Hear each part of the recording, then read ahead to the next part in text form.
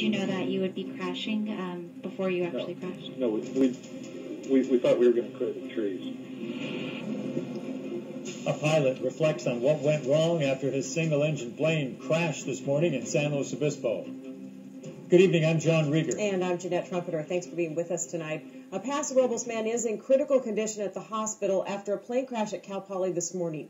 Here is the latest tonight. A single-engine plane went down on Stenner Creek Road in San Luis Obispo around 10 this morning. The plane had just left Paso Robles with the pilot and one passenger. After the crash, the pilot got out on his own, but the passenger had to be removed by medical personnel. The pilot was released from the hospital earlier this evening, and Nancy Chen spoke with him just afterwards. 66-year-old Jeff Wells and 86-year-old Obie Atkinson have been friends for 20 years. Their plan Thursday was to fly Wells's historic military plane from Paso Robles down to Southern California.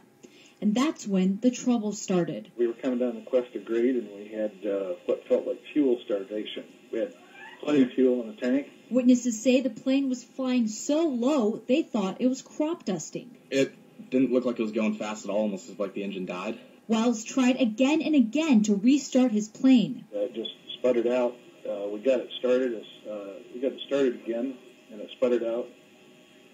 We got it started a third time, and it sputtered out and never came to. So tried to find a place we could put it down. Wells didn't know he was actually going to crash until the plane hit some trees. It was almost like slow motion, to see how slow he was coming in and just, bam. But despite the stakes of life and death, Wells says he didn't feel any emotions. Yeah, absolutely none at the time. You just go on what you were trained to do.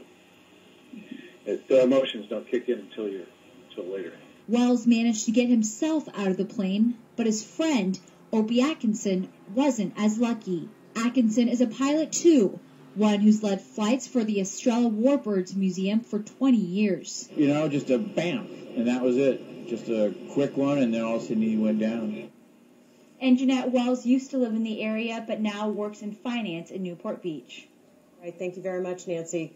The plane was a 1943 Aranca that is normally housed at the Paso Robles Estrella Warbird Museum. The FAA says the plane's wreckage will be taken to a salvage yard in Palmdale for investigation.